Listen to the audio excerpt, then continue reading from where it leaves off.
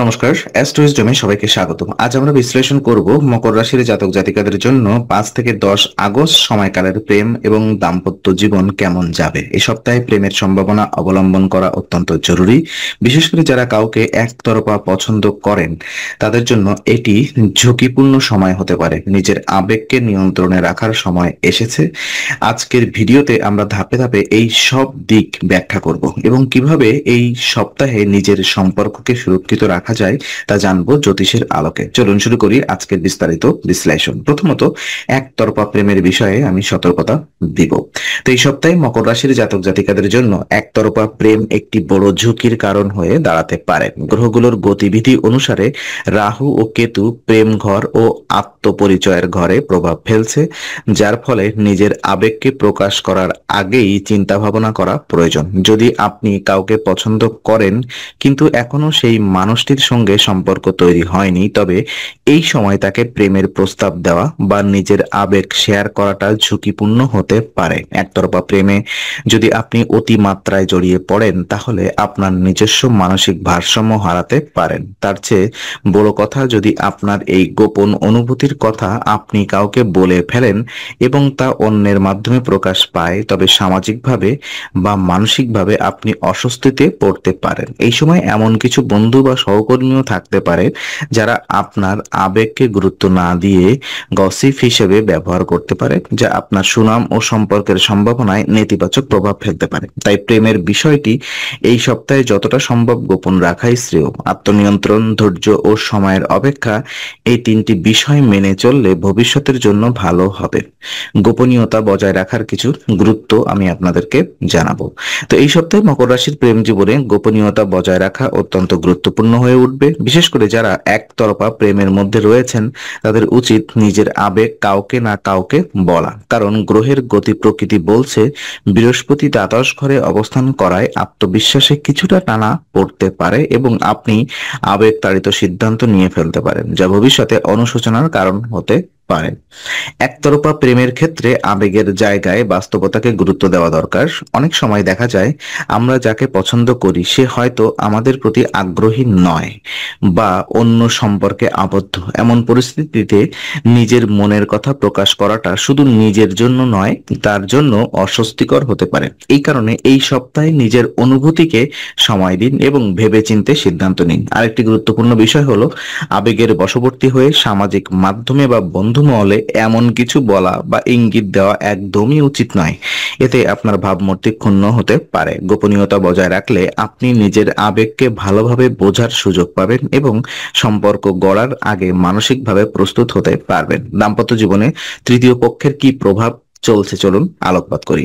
তো এই সপ্তাহে বিবাহিত মকর রাশির জাতক জাতিকাদের জন্য অন্যতম বড় চ্যালেঞ্জ হতে পারে তৃতীয় পক্ষের হস্তক্ষেপ। আপনি কিংবা আপনার সঙ্গীর জীবনে কেউ এমন একজন আসতে পারে যার কারণে ভুল বোঝাবুঝি, সন্দেহ ও মনোমালিন্য সৃষ্টি হতে পারে।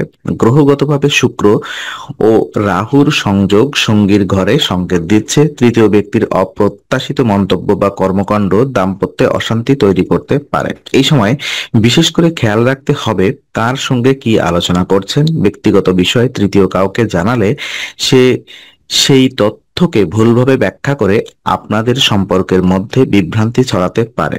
আপনি যদি সঙ্গীর উপরে সন্দেহ করেন বা সঙ্গী যদি আপনাদের নিয়ে নিরাপত্তাহীনতায় ভোগে, তাহলে একে অপরকে সময় দিন এবং সরাসরি আলোচনার মাধ্যমে সমাধান করুন।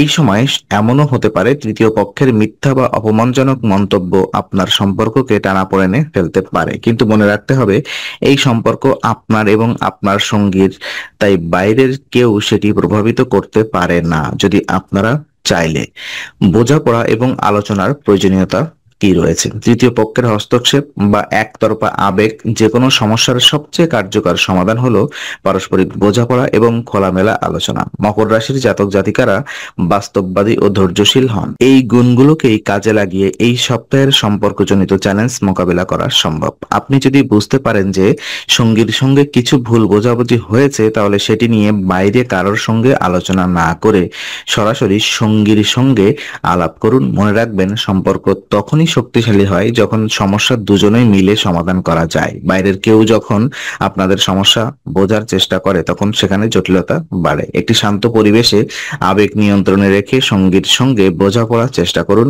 জিজ্ঞাসা করুন তার মনে কি চলছে, কিসে সে আঘাত পেয়েছে বা দ্বিধাগ্রস্ত। একই সঙ্গে আপনি আপনার দৃষ্টিকোণও তুলে ধরুন। এই পারস্পরিক বিনিময়ের মধ্য দিয়েই সম্পর্ক নতুন রূপ পাবে। যদি সম্পর্ক দুর্বল হয়েও থাকে, এই সময়টি আন্তরিক আলোচনা বা পুনর্গঠনের জন্য উপযুক্ত সময় হতে পারে। কিছু পরামর্শ আমি আপনাদেরকে দিব। তো এই সপ্তাহে মকর রাশির জাতক জাতিকাদের জন্য প্রেম ও বিবাহিত জীবনে কিছু গুরুতর সিদ্ধান্ত নিতে হতে পারে। আমি কয়েকটি গুরুত্বপূর্ণ পরামর্শ তুলে ধরলাম। যেমন একতরফা প্রেমে যুক্ত হবার আগে ভেবে নিন, আপনি যদি কাউকে পছন্দ করেন কিন্তু সম্পর্ক এখনো নিশ্চিত নয়, তাহলে অপেক্ষা করুন। আবেগের তাড়নায় সিদ্ধান্ত না নিয়ে নিজেকে পর্যবেক্ষণ করুন। গোপন বিষয়ে গোপন রাখুন। আপনার প্রেম বা দাম্পত্য জীবনের সমস্যা নিয়ে বাইরের কারোর সঙ্গে আলোচনা না করাই ভালো। বিশ্বাসযোগ্যতা ও সম্মান বজায় রাখার জন্য গোপনীয়তা গুরুত্বপূর্ণ। তৃতীয় পক্ষের প্রভাব প্রতিরোধ করুন। বিবাহিত জীবন রক্ষায় নিজের ও সঙ্গীর সীমারেখা স্পষ্ট রাখুন। সন্দেহ নয়, বরং বিশ্বাস ও আলোচনার মাধ্যমে সম্পর্ক রক্ষা করুন। পারস্পরিক বোঝাপড়া বাড়ান। ভালোবাসা টিকে থাকে বোঝাপড়ার উপরে। সমস্যা হলে পালিয়ে না গিয়ে একে অপরের সঙ্গে সময় কাটান, কথা বলুন, বুঝুন। তো এই পরামর্শগুলো মানলে এই সপ্তাহে আপনি প্রেম বা বিবাহিত জীবনে জটিলতা নয়, বরং স্থিতি ও শান্তি পেতে পারেন। আজকে আলোচনা আমরা এখানেই ইতি করছি। আমরা আশা করি এটি আপনার মনে নতুন কিছু আলোর সঞ্চার করেছে। যদি ভিডিওটি আপনার ভালো লেগে থাকে তবে লাইক দিতে ভুলবেন না। আপনার মতামত জানাতে কমেন্ট করুন এবং প্রিয়জনদের সঙ্গে শেয়ার করে তাদের জীবনেও আলোর বার্তা পৌঁছে দিন। আর অবশ্যই আমাদের চ্যানেলটি সাবস্ক্রাইব করুন, কারণ এখানে আমরা প্রতি মুহূর্তে নতুন আলো ও জ্ঞানের কথা নিয়ে আসি। আবার দেখা হবে, ততক্ষণ ভালো থাকুন, শান্তিতে থাকুন। নমস্কার।